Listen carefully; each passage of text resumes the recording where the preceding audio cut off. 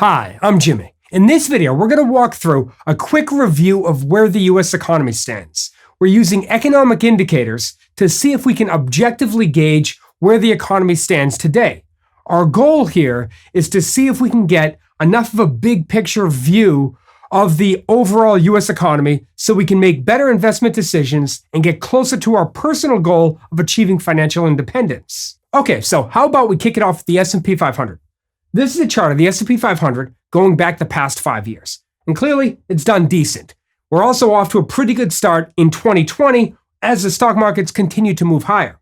Now, it's fairly common knowledge that the stock market is supposed to be a predictor of what will happen with the economy. And with this logic, well, the economic prospects look pretty good based on the fact that the stock market has continued to move higher.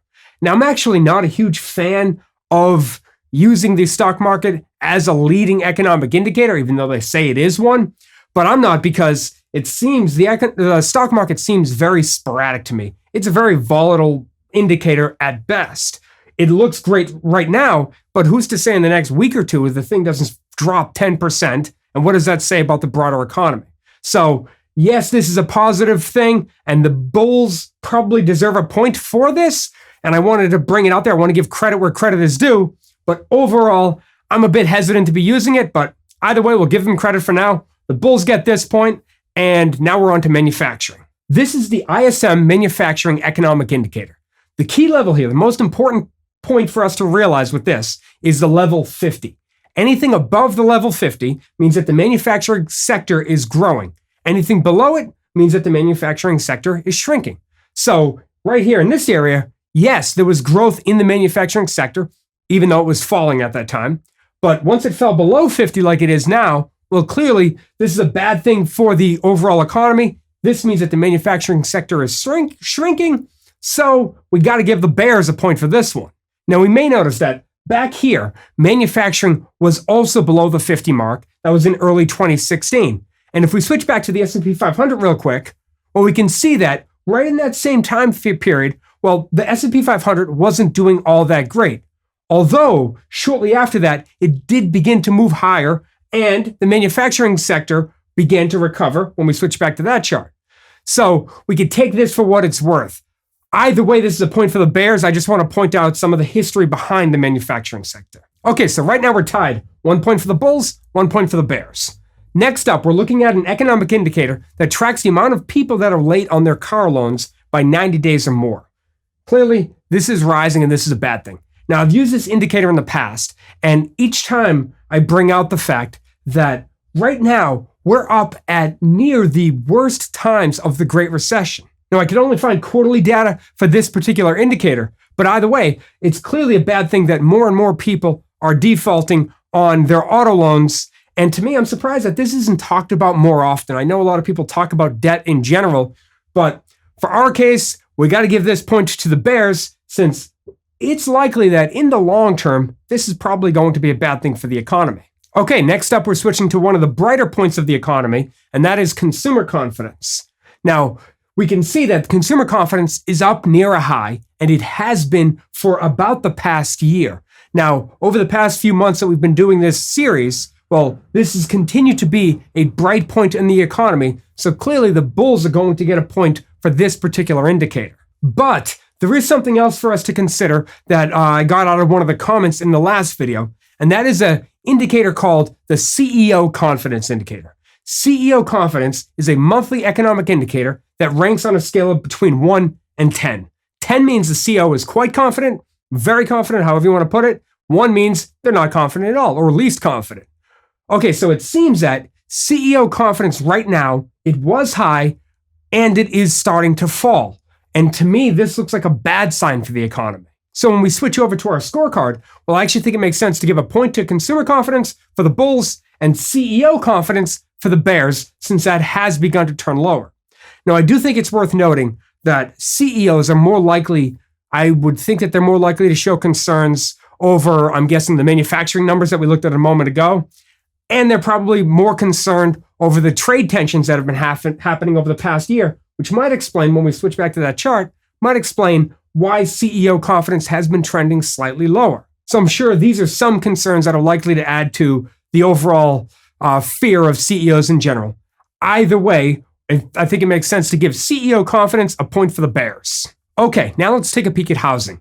This is housing starts. And clearly, housing starts has been trending higher, so it's likely going to be a point for the bulls and a good thing for the overall economy.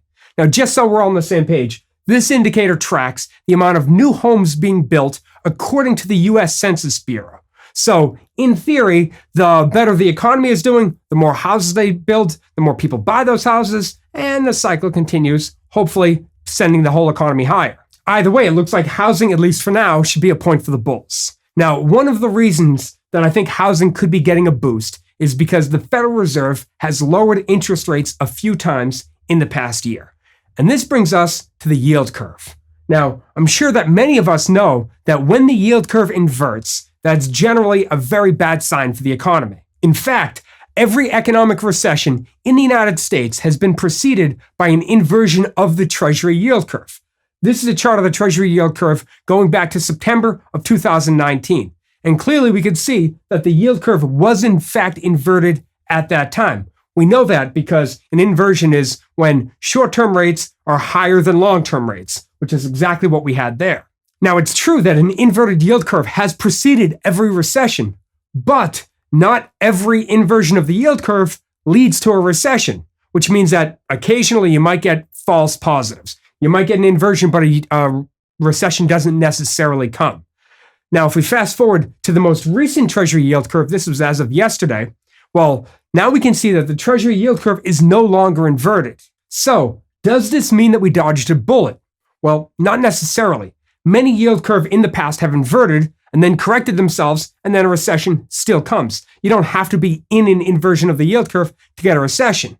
So just because we have a normal yield curve right now doesn't mean that we're free and clear. But that would be the very reason that the Federal Reserve would start lowering interest rates.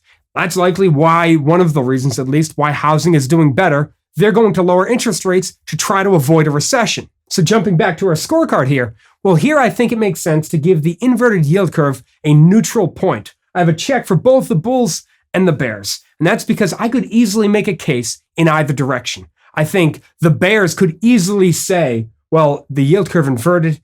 It wasn't a good thing. It stayed there for a while. That's going to lead to a recession. I could easily make that case.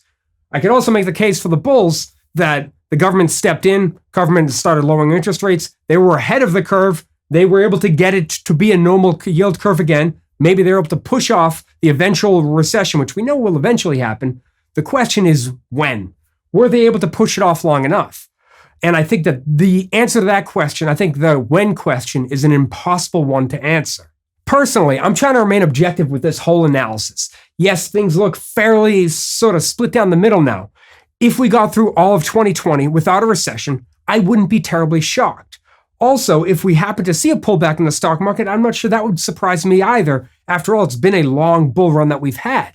So to me, I think it makes sense, the most sense, for each of us to stick with our own investment plan. I'm a big fan of consistently investing and trying to avoid timing the market. I think it's smart to dollar cost average our investments and continue to invest for the long run. I do think it makes sense to stay defensive. There's enough negative signs here that staying defensive with our portfolio makes sense, but I'm not sure I would completely retreat or stay out of investing in general because of the fear of a stock market. I thought the stock market might crash last year and it was up more than 20%. But a lot of that would depend on each of our own risk tolerances. Now, if you're curious what dollar cost averaging is, well, I actually did a short animation video describing what it is. That could be a good next video for you to watch if you're curious. And thank you so much for sticking with me all the way into the video. I really appreciate it. Thanks, and I'll see you in the next video.